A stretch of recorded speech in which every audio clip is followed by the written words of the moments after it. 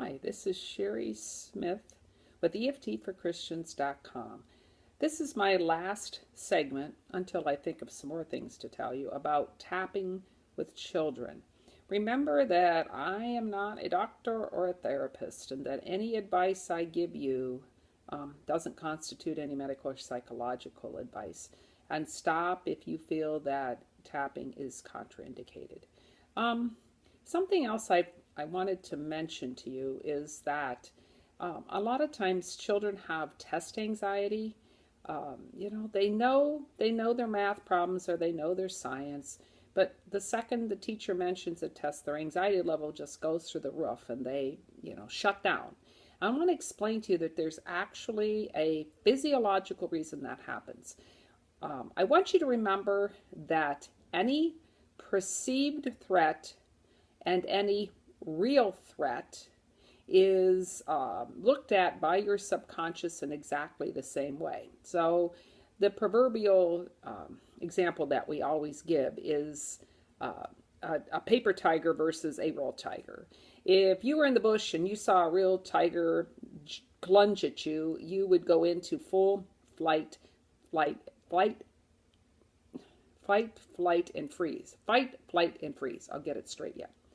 And what happens there is that all of the blood drains out of your prefrontal cortex, which is your thinking part of the brain, and goes into your large muscles, because you either have to fight your way out of it, or you have to run from it, or you freeze and, like a lot of people say, you get eaten by the tiger.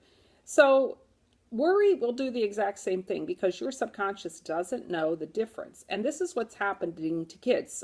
For whatever reason, they feel they can't do their math problems, or they don't know their history, or they don't know their science. And then the second anyone suggests a test or a quiz, they go into shutdown mode. So something I try to teach young people when I get my hands on a couple of them, not literally, but get them to listen to me, is to tap for test anxiety. So here's an example of what they could do. They know they're going to have a test. They know they've studied. Mom and dad know that they know whatever the problems, the issues are that they're going to be tested on.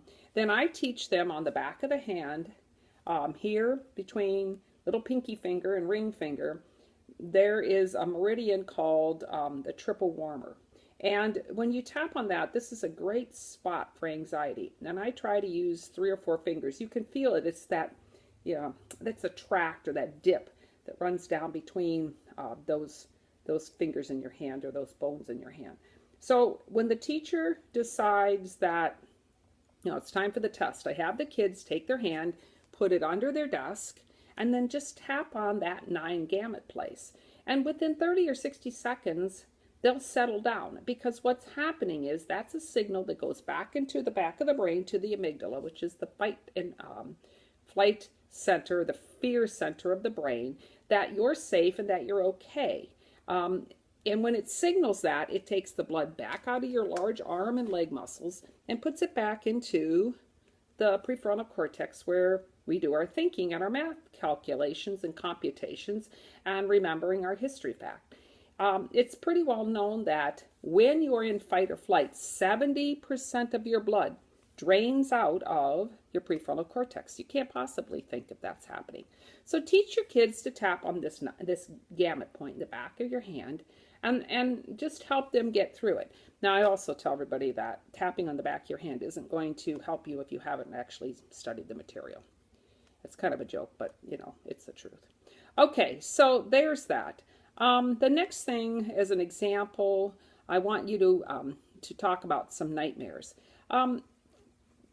Nightmares are one of those things that, disturbs the entire household. A kid wakes up in the middle of the night screaming because, they've had a bad dream, and it just sets the parent on edge because you come right off the bed. And of course, neither of you then can go back to sleep. It's the same thing going on. You've just kicked yourself into flight or fright, and fight or fight. I'm having issues with that today. Anyway, and the blood drains out of your brain. You've kicked your adrenaline and your norepinephrine levels and your cortisol levels into overdrive. This is where I would suggest that a parent simply sit with the child and tap the little one back to sleep. You can say soothing, cooing words to them. Tell them they're safe. Wrap them up in your arms. You know, put a blanket around it. Tuck them in. Do what you need to do on a physical basis. But just start tapping gently on their little acupuncture points. And the interesting thing is again, because of the mirror neurons and the borrowing benefits, you are stimulating your own acupuncture points, because we have finger points here where we can tap on. You'll both settle down. You'll relax your amygdala. You tell your amygdala again that you're safe. It's not really any kind of a threat. It was just a bad dream. And you both can then, you know, get the little one to sleep, and you crawl back in bed, and more than likely you too will go back to sleep. People ask me if they can tap on disabled children. If there's no medical contraindication to tapping, yes, go ahead and give it a try. You know, if there's something that you feel that it's disturbing the child, whatever, then go ahead and stop. But there isn't any really good reason we can come up with why you can't just about tap on just about anybody. Another fact is, and I don't know if I made this clear in the first couple of videos, that kids clear really, really, really, really fast. So a lot of times it won't take any more than a minute or two of tapping to clear them. And that's why you won't even have time to do an official setup. You're just going to tap a few spots, or just tap the one you can get to. And that'll, a minute, half a minute, 2 minutes at the most, it usually will clear, and that'll be the end of the tantrum, the problem, the crying, whatever the issue is. I always tell everybody to remember, don't tuck your kids in, tap them in. Kids will just go to sleep so much faster, because you're going to drop them down into those lower brainwave states that are pre-sleep much more quickly as you tap. So that kind of concludes my information. I stumbled around here a little bit, but I'm not going to redo it. You guys get it. So remember, start the story anywhere you want with a kid. They can just, you know, start in the middle. They can just tell you the pieces of it that were emotional to them. If they're coming home from school with some type of an incident that happened, just have them tap while they tell you.